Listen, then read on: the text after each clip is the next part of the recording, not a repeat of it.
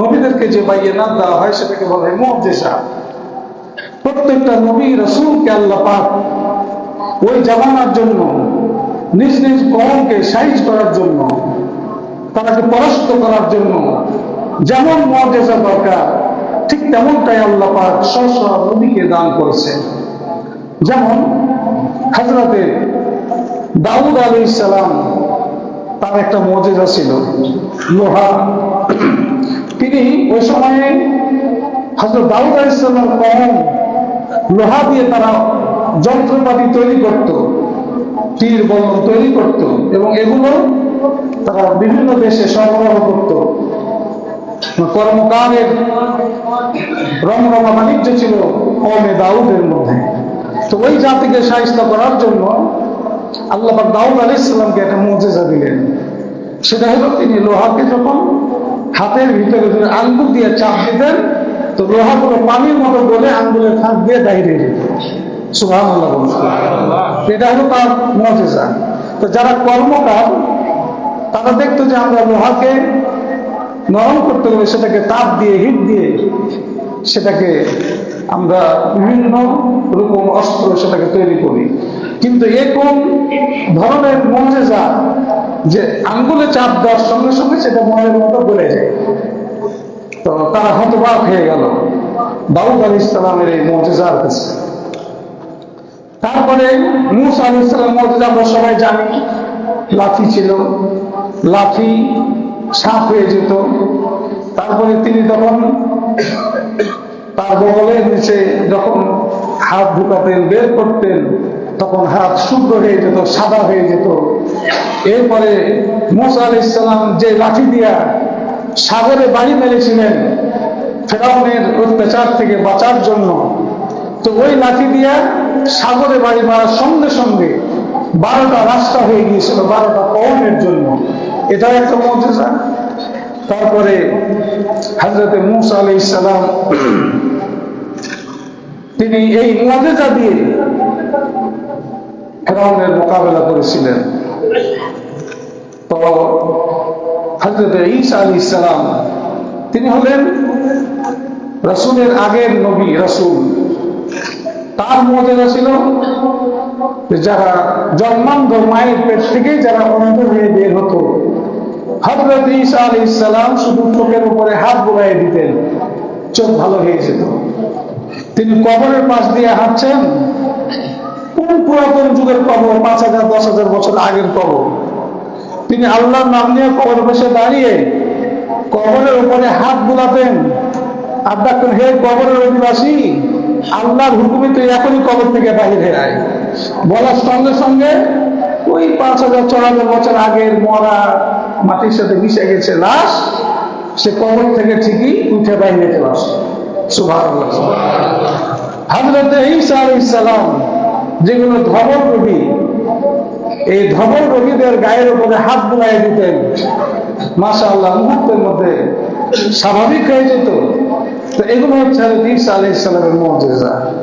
তা আল্লাহ পাক প্রত্যেকটা পয়গম্বরকে এভাবে এক একজনকে এক একটা মুআজিজা দান করেছিলেন। ইব্রাহিম আলাইহিস সালামের মুআজিজা কি ছিল? যে কোন জাতের মুআজিজা যে আগুন না জ্বালিয়ে বরং আগুন তাকে ফুলের বাগানে পরিণত হয়ে তাকে আশ্রয় দিচ্ছে। তো এটা হচ্ছে তার জন্য একটা মুআজিজা। মুহাম্মদ সাল্লাল্লাহু আলাইহি সাল্লামের জীবনে সবচেয়ে বেশি মুআজিজা আল্লাহ পাক রাসূলকে দিয়েছেন, যেহেতু তিনি হলেন সব নবীদের ইমাম, কাজে তার মুআজিজা আরো বেশি হবে, এটাই স্বাভাবিক। হযরতে মুহাম্মদ সাল্লাল্লাহু আলাইহি সাল্লামের মুআজিজার সংখ্যা কত ছিল? বাইয়ানাতের সংখ্যা কত ছিল? ইমাম বাইহাকি রাহমাতুল্লাহ আলাইহি তিনি বলছেন যে তার মুআজিজার সংখ্যা ছিল প্রায় 1000-এর মতো। আবার ইমাম নববী রাহমাতুল্লাহ আলাইহি বলছেন যে তার মুআজিজা ছিল 1200-এরও অধিক।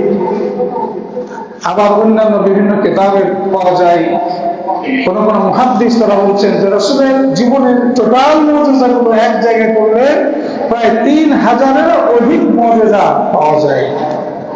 তার মধ্যে অনেক মুআজিজার কথা আমরা শুনেছি।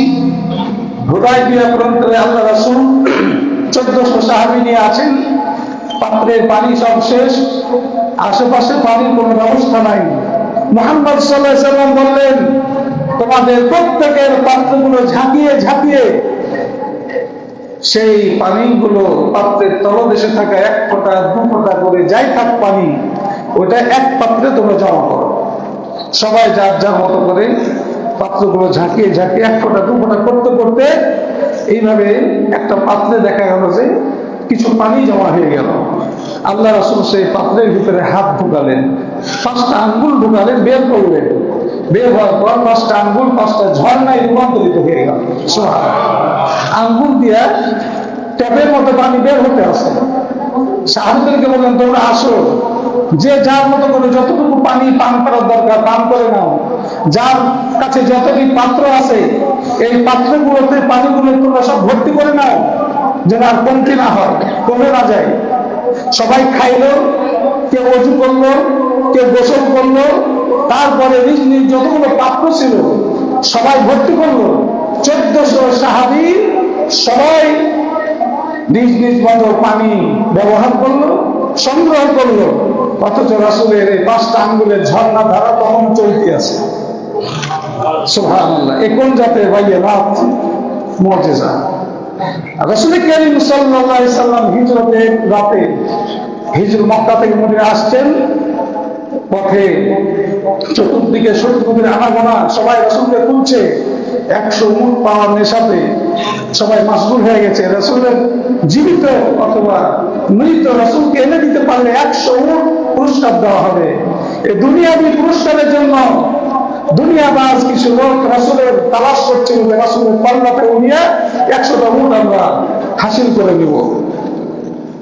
রাসূল কারীম সাল্লাল্লাহু আলাইহি সাল্লামের দীর্ঘ পথে উম্মে মা'বাদের তাঁবুতে তিনি তার রাস্তা দিয়ে হাঁটছেন। উম্মে মা'বাদের তাঁবুর পাশে দাঁড়িয়ে বলছেন, হে বাড়িওয়ালা, তোমাদের কাছে কি আমাদের পান করানোর মতো বা খাওয়ানোর মতো কিছু আছে? বড্ড খিদা পাইছে, বড্ড তৃষ্ণা পাইছে। উম্মে মা'বাদ বলছেন, আমরা খুবই অতিথি পরায়ণ। এটা আরবের জাহেলিয়াতের একটা অভ্যাস ছিল। তাদের হাজারো বদগুণের মধ্যে একটা ভালো গুণ ছিল যে তারা অতিথি পেলে তারা তাদেরকে প্রাণ ভরে তাদের সেবায় নিয়োজিত হয়ে যেত।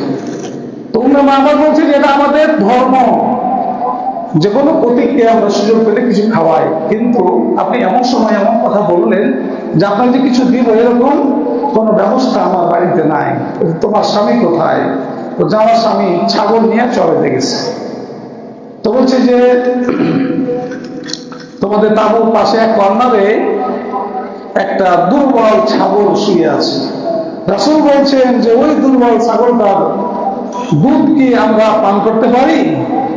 মহিলা হাসতে লাগলেন, বলছেন যে কে আপনি? আমার এই ছাগলটার অবস্থা এই যে সে এতটা দুর্বল যে অন্যান্য ছাগলের সাথে যেতে পারে নাই, দুর্বলতার কারণে হাঁটতে পারে না, সোজা হয়ে দাঁড়াতে পারে না, ওই জন্য শুই থাকে, সবসময় দুর্বল হয়ে গেছে। হাড্ডিগুলো দেখা যায়, যদি হাঁটতে পারতো সে মাঠে পদের সাথে চলতে যেত। তো রাসূল বলছেন যে যদি আমরা ব্যবস্থা করে নিতে পারি তা তুমি কি পারমিশন দেবে? মহিলা বলছে যে অবশ্যই, আপনারা যদি সেখান থেকে কোনো ফায়দা নিতে পারেন দরজা খোলা আছে, আপনি যান। রাসূল সাল্লাল্লাহু আলাইহি সাল্লাম ছাগলের পাশে গিয়ে বসলেন, বিসমিল্লাহ বললেন, সঙ্গে সঙ্গে ছাগল উঠে খাড়া, উঠেই তার 2 পা প্রশস্ত করে দিয়েছে। সুবহানাল্লাহ। রাসূল সাল্লাল্লাহু আলাইহি সাল্লাম বিসমিল্লাহ বলে তার ওলানে হাত দিয়েছেন। যে ওলান চামড়ার সাথে লেগে গিয়েছিল, রাসূলের হাতের সোহবতে, বাইয়ানাত কারে বলে, রাসূলের হাতের সোহবতে তার ওলান দুধে ভরে গেল। রাসূল বললেন, আবু বকর ওই মহিলার কাছ থেকে একটা পাত্র নিয়ে আস। পাত্র নিয়ে আসা হলো। রাসূল দুধ দহন করলেন, তিনি খেলেন, আবু বকর খাওয়ালেন। হযরত আবু বকর বলছেন রাসূল যে হে আবু বকর আরো খাও। হযরত আবু বকর খেতে খেতে ভেতু তুলে দিলেন, আর জায়গা নাই হে রাসূল, একবারে তৃপ্তি সহকারে খাওয়া হয়ে গেছে। রাসূল খেলেন, আবু বকর খেলেন। তারপরে ওই মহিলাকে পাঠালেন যে তুমিও খাও। মহিলা খেলো প্রাণ ভরে। সে বলল এই ছাগলের দুধ তো এর আগে খাইছি, কিন্তু এরকম সুস্বাদু টেস্ট এর আগে কোনোদিন পাই নাই। সুবহানাল্লাহ। তো মহিলা খাইলো। এরপরে রাসূল বললেন যে আরো পাত্র যেগুলো ফাঁকা আছে নিয়ে এসো। পাত্র ভর্তি করে দুধ দহন করে তিনি মহিলাকে দিলেন, যেটা তুমি বাড়িতে রাখো, তোমার স্বামী যখন মাঠ থেকে ছাগল নিয়ে আসবে তখন তুমি এই পাত্র থেকে তোমার স্বামীকে দুধগুলো খাওয়াই দিও। সুবহানাল্লাহ। রাসূল কারীম সাল্লাল্লাহু আলাইহি সাল্লামের বাইয়ানাত, তার আরেকটা বাইয়ানাত ছিল, তার চেহারাটাই ছিল একটা বাইয়ানাত। মানে যে কেউ কোন শত্রু যদি রাসূলের চেহারার সামনে একবার পড়তে, অটোমেটিক্যালি তার বুকের ভিতরে ধর করে শুরু হয়ে যেত, নিজের যান নিজেই নিবে, এরকম অবস্থা, থরথর করে কাঁপতে লাগতো। আবার কেউ যদি রাসূলের কোন ক্ষুধার্ত সাহাবী রাসূলের চেহারার সামনে একবার তাকাতো, তো এটার একটা ছোট বাইয়ানাত যে তার পেটের ক্ষুধা রাসূলের দর্শনে সব দূর হয়ে যেত। পেটের ক্ষুধা কোন ধরনের বাইয়ানাত! রাসূল সাল্লাল্লাহু আলাইহি সাল্লাম মিনা প্রান্তরে আছেন, শত্রুরা ঠাট্টা করছে যে মুহাম্মদ নিজেকে নবী বলে দাবি করে। তাই এটা শুরু হয়েছে। তারা বলছে যে যদি তুমি কোন বাইয়ানাত দেখাতে পারো, সুস্পষ্ট কোন নিদর্শন দেখাতে পারো, তাহলে আমরা তোমার ঈমান আনবো। এই যে মিনার মাঠ, যেখানে হাজী সাহেবরা থাকেন মিনার মাঠে, তো সেখানে আল্লাহ রাসূল আছেন, আকাশে চাঁদ। আল্লাহ রাসূল তিনি আঙ্গুলের ইশারা করে, রাতের বেলায় আঙ্গুলের ইশারা করে চাঁদকে ইশারা করলেন। চাঁদ একবারে মাঝ বরাবর দুই খণ্ডে বিভক্ত হয়ে গেল, এক চলে একদিকে, আর এক খণ্ডে চলে আর একদিকে, এমন ধরনের একটা পাহাড়। সবাই দেখলো, সবাই যখন প্রমাণ চাইলো, নবীজি বললেন প্রমাণ নিলে আকাশের দিকে তাকাও। তারা সবাই দেখে যে আকাশের চাঁদ দুভাগ হয়ে যায় এক আঙ্গুলের ইশারাতে। এ আবার কোন? এটা দেখার পরে তারা কি বললো? তারা বলেছিল যে আমরা ঈমান আনবো, কিন্তু ঈমান আনা হেদায়েত লাভ করা বড় সহজ। দুনিয়ার সব দেখালেও আর নসিব যদি খারাপ হয় জীবনে ঈমান আনবে না, হেদায়েত পাবে না। তো শয়তান গুলো কি বললো? যে মুহাম্মদ সাল্লাল্লাহু আলাইহি ওয়াসাল্লাম, একদিন আমরা জানতাম যে তুমি কবি, ভালোই কবিতা লিখতে পারো, কিন্তু আজকে যেটা দেখা যায় তাতে আমাদের এটা ইয়াকিন হয়ে গেল যে তুমি শুধু কবি না, তুমি তো মস্ত বড় জাদুও করতে পারো, তুমি একজন মস্ত বড় জাদু করো বটে। বাপরে বাপ, এই কোন ধরনের জাদু! চাঁদ দুমন্ডিত হয়েছে, পালিয়ে গেল, হেদায়েত হইল না। তো ভাইয়েরা, আল্লাহ রাসূলকে দিয়েছেন দুনিয়ার সমস্ত বাইয়ানাতের মধ্যে আমার রাসূলের একটা বাইয়ানাত আল্লাহ দিয়েছেন, যেটা ব্যতিক্রম ধর্মী। ইমাম নববী রাহমাতুল্লাহ আলাইহি বলছেন, আল্লাহ তার নবীকে যতগুলো বাইয়ানাত দিয়েছিলেন, সমস্ত বাইয়ানাতের মধ্যে শ্রেষ্ঠতম বাইয়ানাত হচ্ছে কালামুল্লাহ, আল্লাহর বাণী, মহাগ্রন্থ আল কোরআন। এটা হচ্ছে সবচেয়ে শ্রেষ্ঠতম প্রমাণ, বাইয়ানাত। কারণ দুনিয়ার সমস্ত মুজিজা বাইয়ানাত, নবীদের ইন্তেকালের সঙ্গে সঙ্গে বাইয়ানাতেরও ইন্তেকাল হয়ে গেছে, মুজিজারও দাফন হয়ে গেছে। মুসা আলাইহিস সালাম ইন্তেকালের পর লাঠিরও কার্যকারিতা নাই, লাঠির মুজিজা শেষ। ঈসা আলাইহিস সালাম ইন্তেকাল, তার মুজিজারও ইন্তেকাল। কিন্তু একমাত্র মুহাম্মদ সাল্লাল্লাহু আলাইহি সাল্লামের জীবনে ঘটে যাওয়া যতগুলো মুজিজা আছে, রাসূলের ইন্তেকালের পর সমস্ত মুজিজা বিদায় হয়েছে, কিন্তু একমাত্র কেবলমাত্র একটা মুজিজা, সেটা হচ্ছে মহাগ্রন্থ আল কোরআন। এই কোরআনের মুজিজার কোনো মরণ নাই। মরণ হবে তখন যখন দুনিয়ার মরণ হবে। দুনিয়া যতদিন থাকবে ততদিন কোরআনের মুজিজা অক্ষত থাকবে। সুবহানাল্লাহ বলেন। আল্লাহ পাক কোরআন আল কারীমে এই মুজিজা, এটা যে চিরন্তন, এটা প্রমাণটি আল্লাহ 1400 বছর আগে চ্যালেঞ্জ করেছিলেন, ওয়াইন কুনতুম ফি রাইবিন মিম্মা নাযালনা আলা আবদিনা ফাতু বিসূরাতিন মিন মিসলিহি। এই আল্লাহর কালামের ব্যাপারে যদি তোমাদের কোনো সন্দেহ থাকে, তো তোমরা তো আরবিতে অনেক প্রবন্ধ লেখো, কবিতা লেখো, নাটক লেখো, উপন্যাস লেখো, কত বড় বড় আরবি বিশেষজ্ঞ তারা কত কিছু লেখে। আল্লাহ বলছেন যে যদি তোমাদের ক্ষমতা থাকে তাহলে কোরআনের মতো করে একটা সূরা তোমরা রচনা করো। একটা সূরা, ছোট্ট একটা সূরা, সূরা কাউসার সবচেয়ে ছোট কোরআনের মধ্যে, মাত্র 3টা আয়াত। তো বলছে যে দুনিয়ার সমস্ত আরবি ভাষাবিদ যারা নাম করা, বলছে দুনিয়ার সবকে তোমরা ডাকো, দেখে একে অপরের পরামর্শ করে তোমরা চেষ্টা করে দেখো কোরআনের ছোট্ট একটা সূরার মতো সূরা তোমরা রচনা করতে পারো কি পারো না। তো ওই সময়ে কেউ কেউ চেষ্টাও করেছিল রচনা করার জন্য, যে পারা যায় কিনা দেখি। তো তারা চেষ্টা করার পর একটা সূরা রচনা করেছিল। তো সূরা রচনা করে তারা পরস্পর নিজেরা মন্তব্য করলো যে আমরা যে সূরাটা রচনা করলাম এটা পড়ার পর নিজেরাই হাসিতে ফেটা পড়ছে, মানে নিজেরই হাসি বাইরে দিচ্ছে, এটা কোন ধরনের সূরা হলো? আমরা রচনা করলাম অথচ আমরাই হাসছি। মানে দেখেন এটা কয় নম্বর সূরা? তো কোরআনের মতো করে সূরা আজ পর্যন্ত কেউ রচনা করতে পারেনি, কিয়ামত পর্যন্ত পারবে না। এটা কি কোরআনের মুজিজা নয়? কোরআনের বাস্তব মুজিজা দেখেন। আল্লাহ নবী যখন মক্কা থেকে মদিনায় আসলেন তখন মদিনার অবস্থা ছিল দুনিয়ার মধ্যে সবচাইতে যুদ্ধাবস্থা বিরাজ করছিল। 2টা বড় বড় গোত্র ছিল, একটা হলো আউস আর একটা হলো খাজরাজ। মদিনা 2টা বড় গোত্র। এই 2 গোত্রের মাঝে যুদ্ধ বিগ্রহ লেগেই থাকতো, ছোটখাটো বিষয়কে নিয়ে যুদ্ধ লেগে যেত, মারামারি লেগে যেত, বছরের পর বছর, যুগের পর যুগ ধরে যুদ্ধ চলত। মদিনাতে ইহুদিদের রমরমা বাণিজ্য ছিল। মদিনায় 3টা প্রধান ইহুদি গোত্র মদিনায় বাস করত, বানু কাইনুকা, বানু নাজির, বানু কুরাইজা।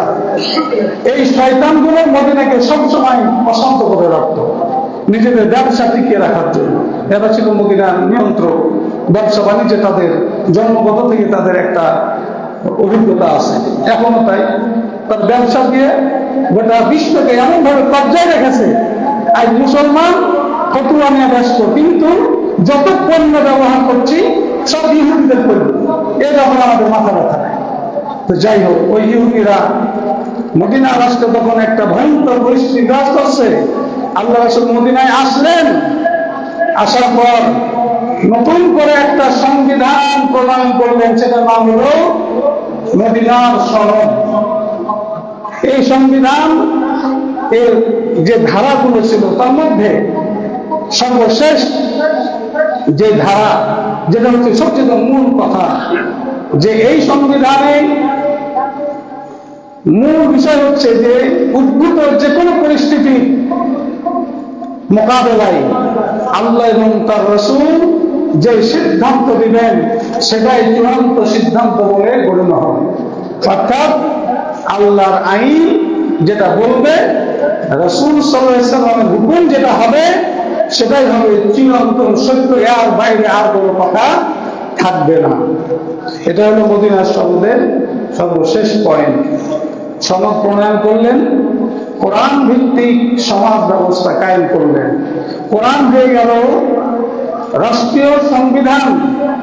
সমাজের যে কোনো বিষয়ে কোরআন থেকে তারা ফায়সালা করতেন। এই কাজ করতে গিয়ে দেখা গেল যে আউস এবং খাজরাজ একে অপরের প্রতি অস্ত্র ধরত, তারা এই কোরআনের মুজিজার কাছে এতটাই মনের মতো বলে গেল যে একজন আরেকজনের নিরাপত্তার জন্য নিজের বুক পেতে দিত, একজন আরেকজনের জন্য নিজেকে ফেডা করে দিত, উৎসর্গ করে দিত। এই মদিনার সমাজে মাত্র 1 বছরের ব্যবধানে আল্লাহ রাসূল এই কোরআন নামক মুজিজাকে যখন রাষ্ট্রে কায়েম করলেন, মদিনায় শান্তির ধারা প্রবাহিত হতে লাগলো। কেমন ভাবে? নবীজি বললেন, খায়রুল কুরুনি কারনি, এই দুনিয়ার মধ্যে যত যুগ আসবে, যত শাসক আসবে, সমস্ত যুগের মধ্যে শ্রেষ্ঠ যুগ হচ্ছে আমার যুগ। সুম্মাল্লাযীনা ইয়ালুনাহুম, এরপরে হবে আমার সাহাবীদের যুগ। সুম্মাল্লাযীনা ইয়ালুনাহুম, এরপরে হবে তাবেঈদের যুগ। আমরা জানি এই যুগগুলোতে কোরআনের শাসন কায়েম ছিল। রাসূল 10 বছর কোরআন ভিত্তিক সমাজ কায়েম করেছিলেন। হযরত আবু বকর সিদ্দিক থেকে শুরু করে হযরত আলী পর্যন্ত 4 খলিফার আমলে 30 বছর ধরে কোরআনের সমাজ চালু ছিল।